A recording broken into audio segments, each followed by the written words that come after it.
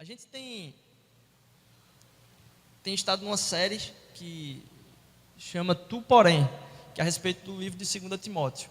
Para começar, eu queria abrir a segunda carta a Timóteo, segunda carta de Paulo a Timóteo, no capítulo 3, versículos de 10 a 17. 2 Timóteo, capítulo 3, de 10 a 17. Vocês podem depois deixar abertos aí a Bíblia nesse momento. A gente vai usar mais um outro capítulo dessa mesma carta, o capítulo 2, mais à frente. Mas, por hora, 2 Timóteo, capítulo 3, versículo, a partir do 10.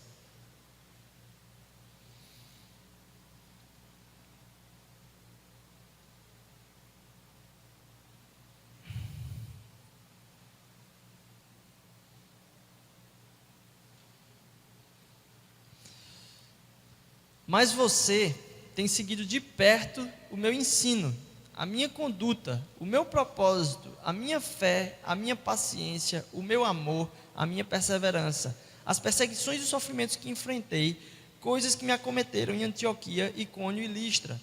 Quanta perseguição suportei, mas de todas essas coisas o Senhor me livrou. De fato, todos os que desejam viver piedosamente em Cristo Jesus serão perseguidos. Contudo, os perversos e impostores irão de mal a pior, enganando e sendo enganados. Quanto a você, tu, porém, permaneça nas coisas que aprendeu e das quais tem convicção, pois você sabe de quem aprendeu. Porque desde criança você conhece as sagradas letras, que são capazes de torná-lo sábio para a salvação mediante a fé em Cristo Jesus.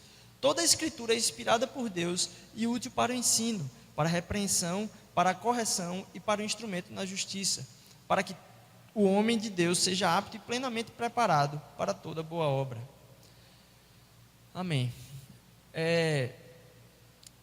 A gente vem trabalhando a segunda carta de Paulo a Timóteo, com a temática Tu, porém, pois no meio dessa carta, essa palavra Tu, porém, é constante. Em alguns outros momentos da carta, Paulo usa novamente a Timóteo. Alguns momentos até ele usa também tu, pois. Então, se você for colocar tu, pois, no meio do tu, porém, ainda aumenta a quantidade. Ele quer destacar Timóteo de todo um contexto. O que é que deve ser Timóteo em meio a todo o contexto que ele está vivendo? A primeira carta de Paulo a Timóteo, acredita que ela foi escrita aí por volta... Paulo deve ter morrido aí por volta do ano 67. Onde a perseguição de Nero estava mais, alguns dizem 64, outros 67. Perto do ano 67, foi a época da morte de Paulo. Paulo escreveu primeiro uma carta a Timóteo, porque Paulo plantou uma igreja ali em Éfeso, e durante um bom tempo, talvez seja a igreja que ele mais passou tempo cuidando, ele saiu e Timóteo ficou. Timóteo depois ficou em Éfeso. Então a primeira carta de Paulo a Timóteo é: o que é que você vai fazer agora que você está sozinho com essa igreja aí? Como você deve tratar a liderança? O que é que você deve fazer para rebater as heresias que acontecem nessa igreja? Tem muita gente falando besteira, é o que Paulo está dizendo. E o que é que você deve fazer para isso? Nessa segunda carta, e a distância entre elas não é tão grande. A primeira carta de Paulo a Timóteo foi perto do ano 62, 61, 62, é o que se pensa. E logo em seguida, uns 2 anos depois, acontece essa segunda carta de Paulo a Timóteo. Paulo já está perto da sua morte. Paulo já sabe que, o negócio aqui, ele já foi preso, não foi uma vez, mas dessa vez ele já sabe. Eu digo, rapaz, o negócio aqui tá chegando a minha hora. E é assim que ele termina a carta, lá no capítulo 4. E é interessante porque essa carta, ela talvez seja o texto mais pessoal, a carta com o teor emocional mais forte, a carta com a carga emocional mais forte. Paulo está falando ali coisas que vêm na vida dele ali, reais, de sofrimento, mas sabendo que agora não tem mais jeito. Eu não sei se Deus já tinha confirmado no coração dele, dizer, Paulo, teu ministério está se encerrando mesmo, agora eu vou te trazer para perto de mim eternamente. Mas a convicção de Paulo e a carga emocional que Paulo coloca nessa carta é veemente. E aí eu não sei se tem alguém aqui que não tenham contato com as Escrituras, ou até mesmo que tenham contato com a palavra de Deus, mas tem aquela dúvida dizendo: eu não sei o que é essa Bíblia aí não, eu acho que é um texto escrito que dá para a gente viver moralmente, tem uns ensinos bonitos aí que eu acho que dá para a gente viver melhor, a gente tocar a nossa vida melhor, a gente conseguir viver uma ética melhor.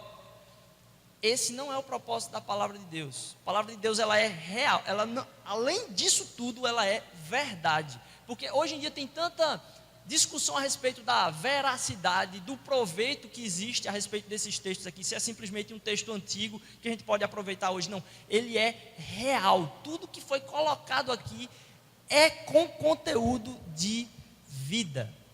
E aí você pode usar um dos textos mais bonitos, você pode usar aí para abençoar a vida de quem você quer evangelizar. Você pega lá o capítulo 4, quando Paulo vai dizer: por favor, traz minha capa em Trode.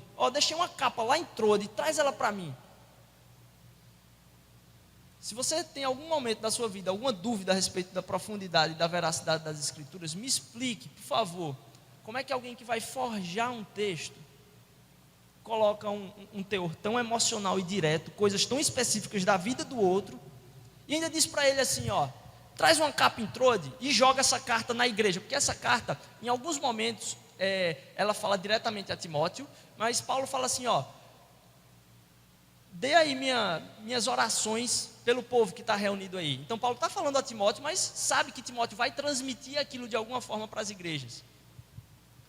Explique então como é que Paulo fala assim: traz minha capa em Trode. Sabe por quê? Porque eu estou morrendo de frio, eu preciso dessa capa. Por quê? Porque ela existia, porque ela estava lá, porque isso aqui aconteceu. Paulo estava sofrendo de verdade pelo Evangelho. Paulo não era um cara que estava escrevendo uma carta ali, ou isso aqui não é alguém que estava escrevendo uma carta como uma pegadinha, dizer: passa ali em Trode, passa em Trode, e diz: não tem capa nenhuma aqui não, acho que foi pegadinha do cara que escreveu isso aí que está. Aí o cara dá uma volta triste de mais de quilômetros aí, passa lá, não tem nada naquela cidade. Não, isso aqui estava acontecendo. Isso aqui estava acontecendo. E Paulo estar preso, a gente tem a noção hoje de Paulo preso. Paulo é um Marte. Paulo é alguém que você vê ele preso, você sente orgulho porque alguém sofreu pelo Evangelho. Mas percebe o coração de Paulo, a frustração. E no próprio Timóteo, Paulo gasta um tempo da carta tentando explicar para Timóteo o seguinte: não tenha vergonha de mim não. Porque imagina, um cara que era líder da igreja daquela época, passando por vários lugares pregando o Evangelho, agora preso. Sabe o que a igreja começou a pensar? Já era. E mais, Paulo reclama na minha primeira defesa. E aí imagine Paulo preso lá, Paulo preso, e vai ser chamado Paulo para a defesa. Quando Paulo chega na defesa dele, lá na primeira defesa, e ele espera ver, talvez ali naquele auditório, as pessoas às quais ele pregou o Evangelho, sabe quem ele enxerga? Ninguém. Ele chega lá e diz: só estou eu e os governantes aqui. Então Paulo está escrevendo para Timóteo: não se envergonha de mim, eu estou nessa situação, mas eu tenho honrado a Jesus Cristo, e os sofrimentos vão vir a quem segue a Jesus Cristo, quem vive a vida piedosa. É impressionante como essa palavra, quando a gente começa a tratar ela como a profundidade de coisas escritas pela vida, ela toma vida na nossa vida. Então, hoje eu vou falar aqui a respeito de um desses tu, porém, que Paulo coloca. Permaneçam naquilo que aprenderam. Timóteo, permanece no Evangelho. Em alguns outros lugares, Paulo vai dizer: fortifica na graça. Tu, porém, fortifica na graça. Depois ele fala: tu, porém, segue a minha doutrina. Ele coloca: tu, porém, permanece nas coisas que aprendeu com convicção. E hoje à noite a gente vai ver também a palavra do pastor Alberto. Tu, porém, cumpre o ministério. Em vários momentos Paulo está falando isso para Timóteo. Não tinha orgulho nenhum para Paulo estar naquela situação. E a gente não tem a noção, às vezes, ou a ideia do poder que essa palavra tem. A gente começa a enxergar o crescimento na vida cristã como em etapas, como se fosse um pai, quando está educando o filho, ele educa o filho para quê? Qual o propósito daquela educação? Para independência. O filho, cada vez que vai caminhando, ele não precisa mais tanto do colo do pai, ele vai engateando, ele não está ali o tempo todo. Quando ele começa a andar, menos ainda. E a trajetória de vida nossa é de uma independência. A gente vai crescendo na independência. E às vezes a gente acaba associando que na vida cristã a gente escuta o evangelho, crê no evangelho, sabe que precisa do evangelho. E aí diz, pronto, agora eu me encontrei na minha vida. Agora o que me resta agora aqui é crescer na palavra de Deus. Eu vou agora servir os outros. Eu vou agora, como se Deus tivesse dado para a gente alguma coisa, que a partir de agora a gente está independente daquilo. A gente já acredita, em Jesus Cristo. Tá bom, resolveu isso aqui, vamos viver a nossa vida. Quando a palavra de Deus, ela serve para a gente como um sustento diário. A gente não cresce na independência. Quando a gente, vamos dizer assim, a gente é alcançado pelo amor de Jesus, a gente vai crescendo na dependência do amor de Jesus. Um dos problemas da nossa vida cristã é que a gente acha que o evangelho, o amor de Jesus é a base. Agora eu vou para pegar algum alimento mais sólido. Não, o amor de Jesus na cruz por nós é toda a nossa vida cristã. A gente vai cada vez mais percebendo o quanto somos dependentes e não independentes. A gente não vai dizendo, estou safo agora. Não sei se vocês conhecem essa expressão aqui, mas eu estou tranquilo agora. Eu já passei dessa fase. Estou safo, estou em segurança. Já estou resolvido com a minha vida aqui. Não, cada vez mais a gente vai percebendo que a gente não está em segurança, que só quem pode nos dar a segurança é Deus. Quanto mais você vai entrando na vida piedosa, ou entrando na vida de comprometimento com o evangelho, mais você vai percebendo a dependência que você tem de Deus. E é por isso que Paulo fala lá, no texto que a gente leu. Você tem seguido de perto o meu ensino. Quanto a você, porém, permaneça nas coisas de que aprendeu e das quais tem convicção, pois você sabe de quem aprendeu. E é interessante Paulo usar essa expressão, você sabe de quem você aprendeu. A gente não só acha que é uma coisa básica inicial e depois a gente deixa, diz, não, vou viver outra fase da minha vida cristã, eu estou num outro nível de relacionamento com Deus agora aqui. Eu já não sou mais tão dependente não, agora meu nível é outro. Que a gente para de se relacionar com quem foi influência na vida da gente, porque a gente acha que a gente não precisa mais do outro.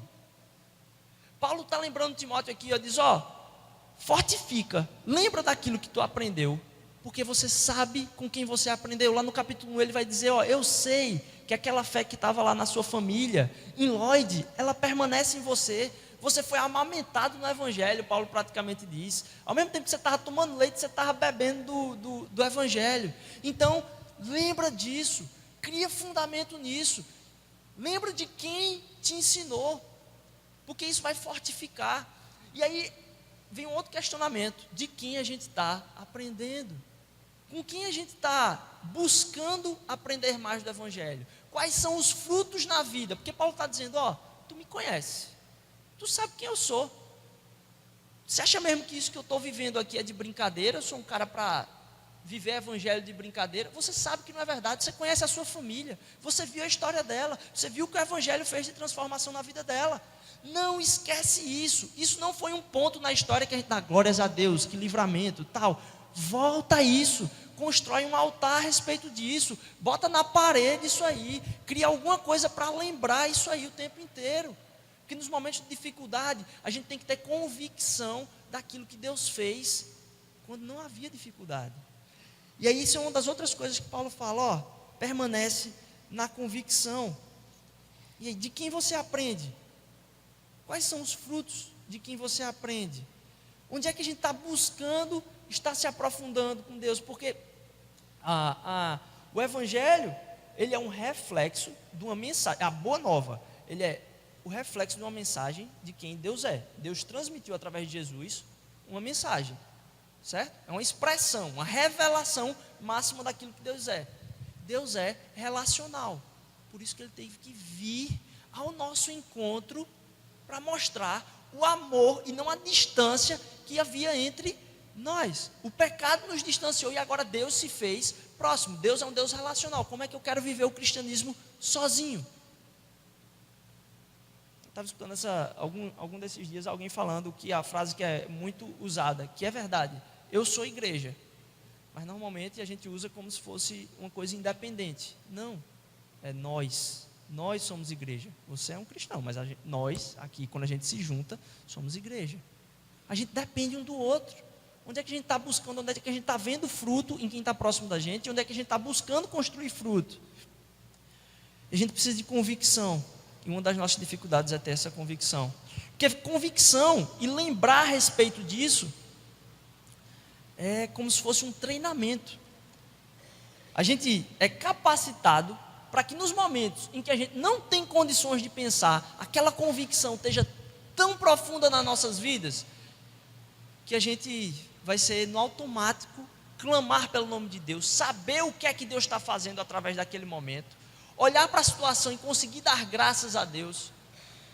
Quando a gente, queria que os irmãos abrissem comigo lá em 2 Timóteo 2,8, 2 Timóteo 2,8, até porque a gente vai ler um outro versículo nela agora, no capítulo 2, 2 Timóteo 2,8, Paulo vai dizer o seguinte: você está no meio de um bocado de coisa acontecendo aí na igreja, na sua cidade. Lembre-se de Jesus ressuscitado dos mortos, descendente de Davi, conforme o meu evangelho. Então, permanece no evangelho. Não acha que é a base não da construção da caminhada cristã, não. Permanece no evangelho. A gente não pode imaginar que a mensagem máxima da cruz é uma parte da vida cristã. A mensagem máxima da cruz é a totalidade da nossa vida cristã. E a gente não consegue enxergar as nuances. A palavra de Deus vai dizer que os anjos ansiavam entender o que é essa mensagem. Como pode um Deus tão grande demonstrar um amor e sofrer tanto pelas nossas vidas? Então Paulo vai dizer, lembra de Jesus Cristo. Volta, a mesma coisa. Então, a gente não trabalha isso aqui para que agora, domingo, a gente perceba, poxa, que mensagem da palavra de Deus. E a gente sai na segunda-feira pensando outra coisa. Não, a gente vem para cá para falar da palavra de Deus, para que na segunda-feira a gente lembre de novo de quem? De Jesus Cristo. E a gente fica às vezes esperando tanta coisa diferente que o evangelho é básico. Esse rapaz aí vai falar a respeito do amor de Jesus.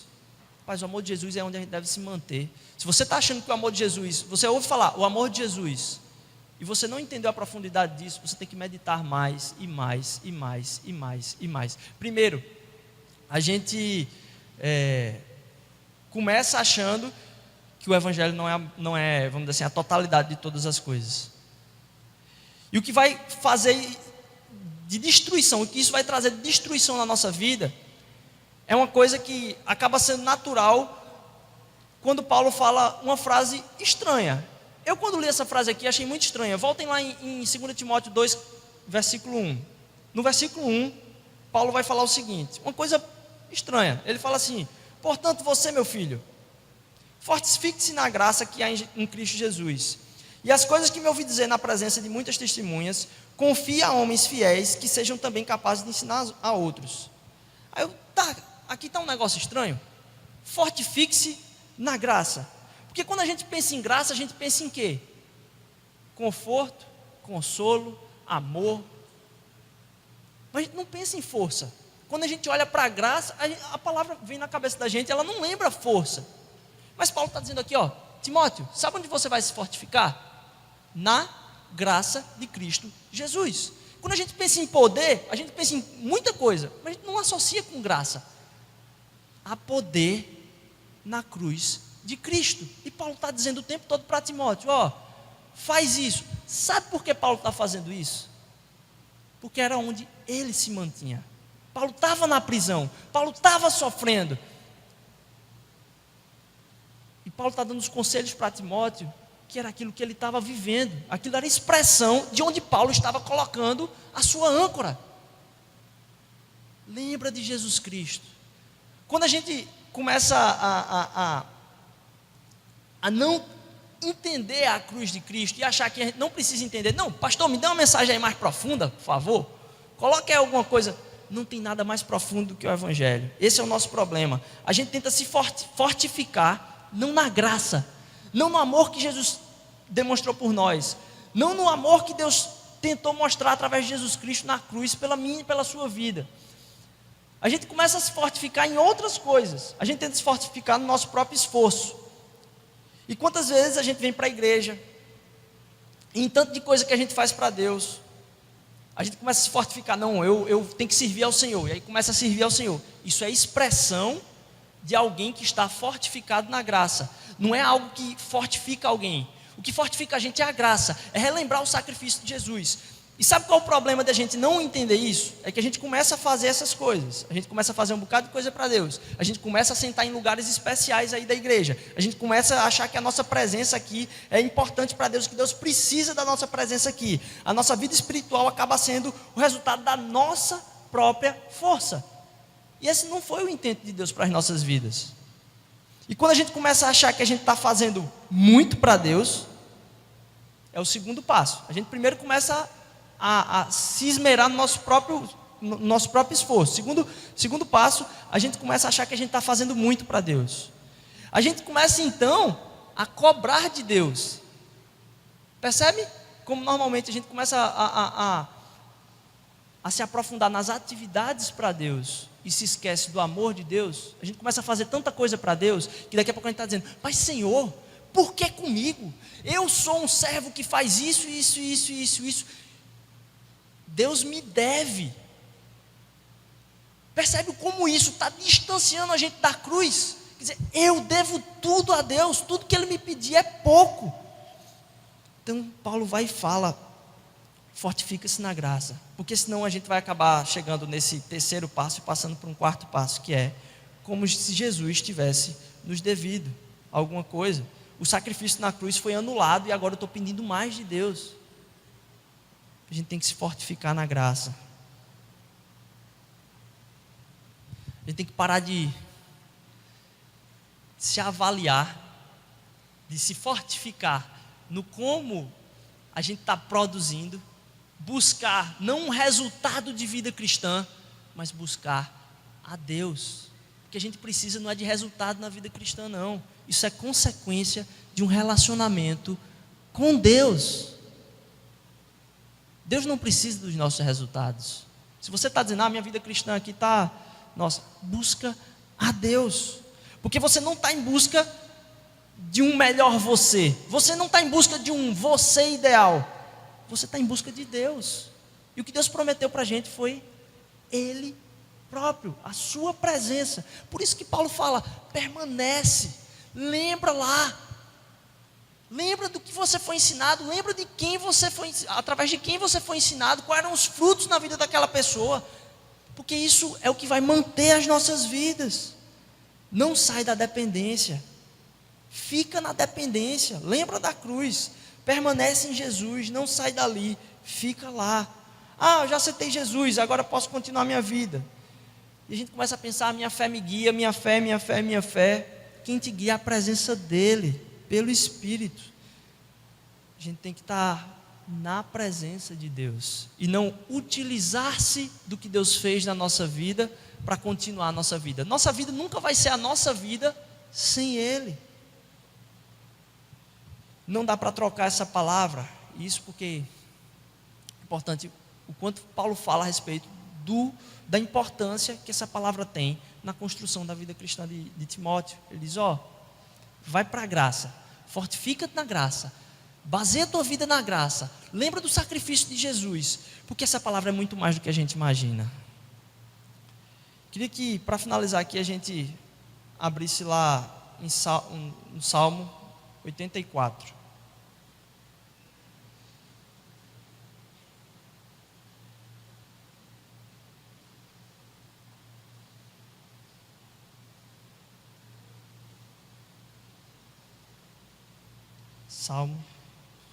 o Salmo 84.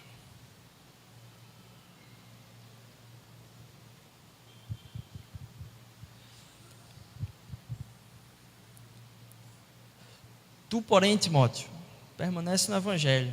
Como está lá em Salmo 84. Como é agradável o lugar da tua habitação, Senhor dos Exércitos. A minha alma anela e até desfalece pelos atos do Senhor. O meu coração e o meu corpo cantam de alegria ao Deus vivo. Até o pardal achou um lar, e a andorinha um ninho para si, para abrigar os seus filhotes, um lugar perto do teu altar. Ó Senhor dos Exércitos, meu Rei e meu Deus, como são felizes os que habitam em tua casa, louvam-te sem cessar. Como são felizes os que em ti encontram força e os que são peregrinos de coração. Ao passarem pelo vale de Baca, fazem dele um lugar de fontes. As chuvas de outono também o enchem de cisternas. Prosseguem o caminho de força em força, até que cada um se apresente ao Deus em Sião. Ouve a minha oração, ó Senhor, Deus dos Exércitos. Executa, ó Deus de Jacó. Olha, ó Deus, que és o nosso escudo. Trata com bondade o teu ungido. Melhor é um dia nos teus átrios do que 1000 em outro lugar. Prefiro ficar à porta da casa do meu Deus a habitar na tenda dos ímpios. O Senhor Deus é sol e escudo. O Senhor concede favor e honra, não recusa nem o bem aos que vivem com integridade. Ó Senhor dos Exércitos, como é feliz aquele em quem em ti confia. Amém. Eu queria chamar a atenção, para finalizar, sobre o versículo 10, onde ele fala: melhor é um dia nos teus átrios do que 1000 em outro lugar. Estava comentando isso com um grupo de pessoas semana passada, que mexeu muito comigo, eu tenho meditado nesse texto. Melhor é um dia nos teus átrios do que 1000 em outro lugar. Prefiro ficar à porta da tua casa, da casa do meu Deus, a habitar nas tendas dos ímpios. Nas tendas dos ímpios. E a gente lê como a gente tem um dia para celebrar na presença do Senhor. A gente tem um dia aqui nos átrios do Senhor e eles equivalem a 1000. E a gente tem uma posição tão baixa do que é a vontade de Deus para a nossa vida, que a gente acaba entendendo, pelo menos eu nunca tinha parado para pensar de outra forma. A gente acaba parando, achando tão pouco assim o que a gente pode ter com Deus, que a gente diz: se eu tiver um dia na presença de Deus, vale por 1000.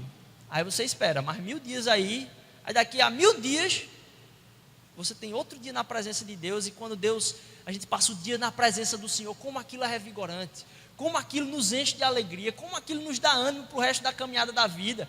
E a gente acaba achando que isso são pontos não frequentes na vida da gente.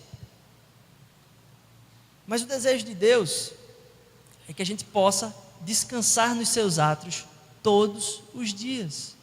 E cada dia da nossa vida estar na presença do Senhor, e cada dia da nossa vida ser igual a 1000 dias. Cada dia da nossa vida valer por 1000 dias. Não é um dia acontece aí, você tem mais 1000 dias aí para dar conta aí, para comparar, para equivaler a esse dia que você estava nos átrios do Senhor. Aí depois você tem mais um, aí daqui a um tempinho você tem mais um. Não, todos os dias nos átrios do Senhor, e cada dia dele valendo a mais que 1000. Estar na presença de Deus, cada dia valendo por mais que 1000. O que é isso? A eternidade, aqui e agora. A proposta de Deus é o amor dele aqui e agora. Quando Jesus desceu do monte, após o sermão, ele disse: o reino de Deus chegou, esse é o anúncio, eu estou aqui, eu enviei meu Espírito Santo para vocês, está aí, permanece. Isso que a gente está vivenciando aqui, enquanto celebração, não é o propósito de Deus que isso seja o nosso sustento durante a semana. Nosso sustento durante a semana é permanecer lembrando do Evangelho, lembrando do amor de Jesus, através da palavra. Era a mesma coisa que Paulo estava falando para Timóteo: não deixe isso de lado, não tem isso aqui como, não sei, eu estou cansado. Não, isso é o que vai sustentar a gente, porque essa palavra é viva. Ela não é uma coisa que foi escrita para falar a respeito de uma coisa que aconteceu. Não, ela é viva. Ela é viva.